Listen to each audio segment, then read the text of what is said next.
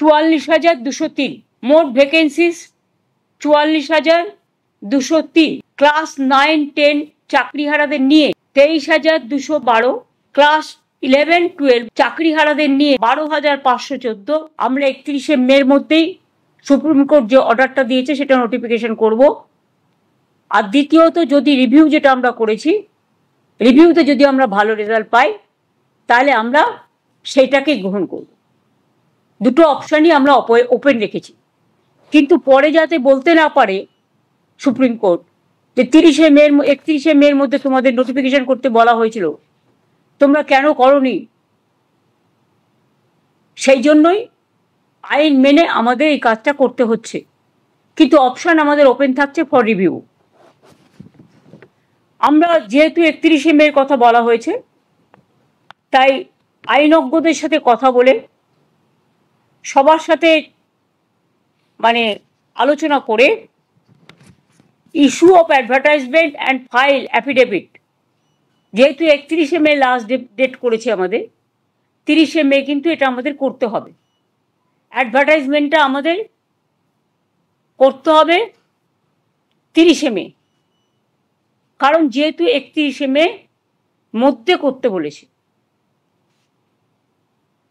তাহলে আমরা অ্যাডভার্টাইজমেন্ট করব। আমি কিন্তু আবার বলছি, অপশান কিন্তু ওপেন আছে রিভিউয়ের জন্য। রিভিউয়ে যেটা বলবে আমরা সেটাই মানব। এখন যেহেতু হাতে কোনো উপায় নেই বলে আমরা এটা করছি, যেহেতু সময়, time is running out.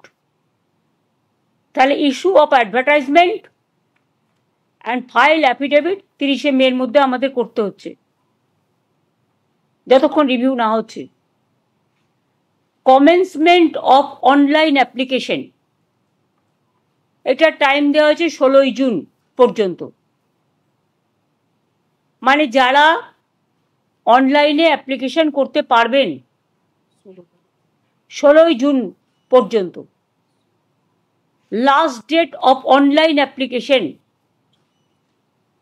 14ই July করা হয়েছে, হাতে সময় রাখা হয়েছে, যাতে রিভিউ হতে যদি টাইমটা বেশি লাগে, সেই জন্য আমরা ইচ্ছা করেই 2 মাস হাতে টাইম রেখেছি। পাবলিকেশন অফ প্যানেল আমরা 15ই নভেম্বর করেছি, কারণ আমাদের ডিসেম্বরের মধ্যে করতে বলেছে। আর কাউন্সিলিং যেটা কমেন্সমেন্ট হবে সেটা 20শে নভেম্বর। আমরা চাইছি নভেম্বরের মধ্যেই, যদি রিভিউতে কিছু বিচার না হয় তাহলে আমরা নভেম্বরের মধ্যেই কাউন্সিলিং করে টোটালটা করে দেব। এখানে যা হয় সিস্টেম অনুযায়ী, যেহেতু কোর্ট বলে দিয়েছে, আমরা কিন্তু বলছি না, এটা কোর্টের order. Written test, scrutiny, challenge, result publication, interview etcetera shall be completed in the mean time. সব প্রসেসই আমরা করে নেব যদি রিভিউতে কিছু আমরা বিচার না পাই।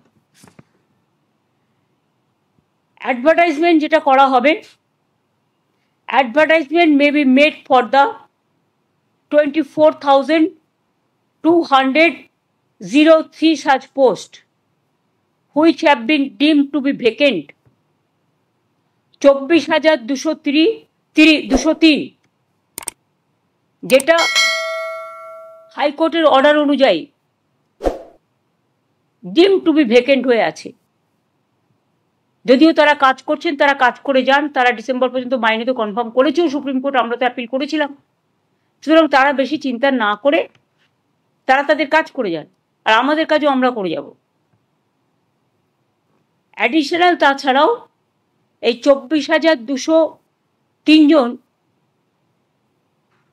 টিচার যেটা ভ্যাকেন্ট আছে সেটা সব মিলিয়ে, তাছাড়াও আরও অ্যাডিশনাল আমরা কিছু ভ্যাকেন্সিস ক্রিয়েট করেছি, কারণ আমাদের অনেক খালি পোস্ট আছে। আমি আপনাদের আগেই বলেছি 11,517 ভ্যাকেন্সিস ফর 9 and 10, এটা অ্যাডিশনাল, এবং 6,912 ফর 11 and 12 টিচারদের জন্য এক্সট্রা পোস্টও করা হচ্ছে। আর 571 জনের জন্য গ্রুপ সি এবং 1000 গ্রুপ ডির জন্যও করা হচ্ছে। তাহলে total vacancies propose to B field of 44,203। মোট ভ্যাকেন্সিস 44,203। ক্লাস 9-10 চাকরিহারাদের নিয়ে 23,212। ক্লাস 11-12 চাকরিহারাদের নিয়ে 12,514। Group C 2,989। Group D 5,488। এটা রাখা হয়েছে। যারা চাকরি করে এসছেন অথচ বয়স পেরিয়ে গেছে, এরকম তো অনেক কেস আছে। ধরুন ওদের একটা এজ লিমিট আছে, যারা অ্যাপ্লিকেশন করবেন এই চাকরির জন্য, চাকরিহারাদের চাকরি পাওয়ার ক্ষেত্রে, সেখানে তাদের একটা এজ রিল্যাক্সেশন করা হবে। অর্থাৎ তারা যেন প্রত্যেকেই পরীক্ষায় বসতে পারে, বয়সের জন্য সেটা আটকাবে না। তাছাড়াও আমরা আর একটা অ্যাডভান্টেজ দেবো, সেটা ডিটেলস এখনো তৈরি হয়নি। যারা কাজ করেছেন এতদিন তাদের একটা এক্সপিরিয়েন্স অ্যাডভান্টেজও আমরা দেব, যাতে তারা তাদের কর্মস্থানে থেকে যেতে পারে। আর গ্রুপ সি গ্রুপ ডিটা আমি আজকেই বলছি না, যেটা অ্যাডিশনাল পোস্টটা বলে দিলাম। কিন্তু যাদেরটা টাকা ফেরত দেওয়ার কথা বলা হয়েছে এবং যাদের বাতিল করা হয়েছে, তাছাড়াও অনেক টিচাররা আছে যারা বাতিল হয়ে গেছেন, যাদের বলা হয়েছে তোমরা এই পরীক্ষায় বসতে পারবে না, তারা অন্য ডিপার্টমেন্টে জয়েন করতেই পারে, কোর্ট সেটাও বলে দিয়েছে। সুতরাং আমরা এডুকেশন ডিপার্টমেন্টে যেমন আমাদের লোক প্রয়োজন, কারণ ঘন্টা বাজানোর লোকও নেই, রুম পরিষ্কার করার লোকও নেই, তালা বন্ধ করার লোকও নেই এই ঘটনার ফলে।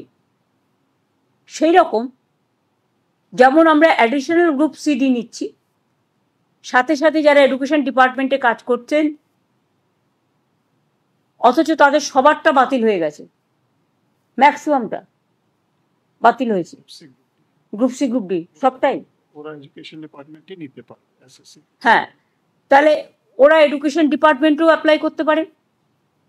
ওরা তাছাড়াও আমরা আরও 3-4টে ডিপার্টমেন্ট অপশান দেবো, কিন্তু সেটা আমরা আলাদা করে নোটিফাই করব, কারণ যেহেতু ওটার সাথে এটার সম্পর্ক নেই। আর আমরা যেহেতু চাই না কারো চাকরি চলে যাক, কেউ ব্যাংক লোন নিয়েছে, কেউ গাড়ির লোন নিয়েছে, কেউ বাড়ির লোন নিয়েছে, কারো বৃদ্ধ বাবা মা আছে, কারো ছেলেমেয়েরা আছে, তাই মানবিকতার স্বার্থে তারা নিশ্চয়ই অ্যাপ্লাই করতে পারে, এডুকেশন ডিপার্টমেন্টেও করতে পারে, এবং তাছাড়া আরও 3-4টে ডিপার্টমেন্ট আমরা দিয়ে দেবো, যাতে যেটা তারা প্রয়োজন মনে করবে সেই নোটিফিকেশানটা আমরা 3-4 দিন পরে করে দেবো। গ্রুপ সি গ্রুপ ডির ক্ষেত্রে আগে টিচারদের নোটিফিকেশানটা হবে 30শে মে, যেহেতু 31শে মে লাস্ট ডেট। আর গ্রুপ সি গ্রুপ ডি যেটা বাতিল করে দিয়েছে যে লিস্ট, তাদের জন্য আমরা অন্য ব্যবস্থা করব, অল্টারনেটিভ দেখব, রিভিউয়ে যদি কিছু হয় বেটার, না হলে আরও যত ডিপার্টমেন্ট আছে সুপ্রিম কোর্ট বলেছে যে আপনারা পোস্ট ক্রিয়েট করে তাদের নিতে পারেন। সুতরাং আমরা 3-4টে ডিপার্টমেন্টকে বেছে নেব, সেটা কথাবার্তা চলছে, আইনজীবীদের পরামর্শও নেওয়া হচ্ছে, এবং সেটা আমরা 31শে মে টিচারদেরটা করার পরে অ্যাফিডেভিট আমরা 3-4 দিন পরে গ্রুপ সি ডিটা আলাদা করে করব, মানে যাদের চাকরি চলে গেছে। আর বাদবাকিটা আমার মনে হয় রিভিউয়ের জন্য আমাদের অপেক্ষা করা উচিত। এখনই একথা বলা উচিত না আমরা পরীক্ষা দেব না, দিচ্ছি না, দিতে পারবো না, তাহলে তো চাকরিটাই থাকবে না। এটা তো আমাদের অর্ডার নয়, এটা সরকারের অর্ডার নয়, এটা আমাদের কিছু উদ্দেশ্য প্রণোদিতভাবে কিছু স্বার্থপর মানুষ গভর্নমেন্ট কোর্টে গিয়ে এটা ক্যান্সেল করেন লিস্ট, তারা লিস্টটা বাতিল করেছেন তাদের নিজেদের স্বার্থে। আজকে তারা আবার বন্ধু হয়ে ঢোকবার চেষ্টা করছে। আমি শিক্ষার্থীদের বলবো, শিক্ষক শিক্ষিকা গ্রুপ সিডি যারা আছেন আমার কাছে সবাই সমান, সুপ্রিম কোর্টের আদেশ অনুযায়ী আপনারা প্লিজ অপশান 2টাকেও কাজে লাগান, অপশান 1টাকেও কাজে লাগান।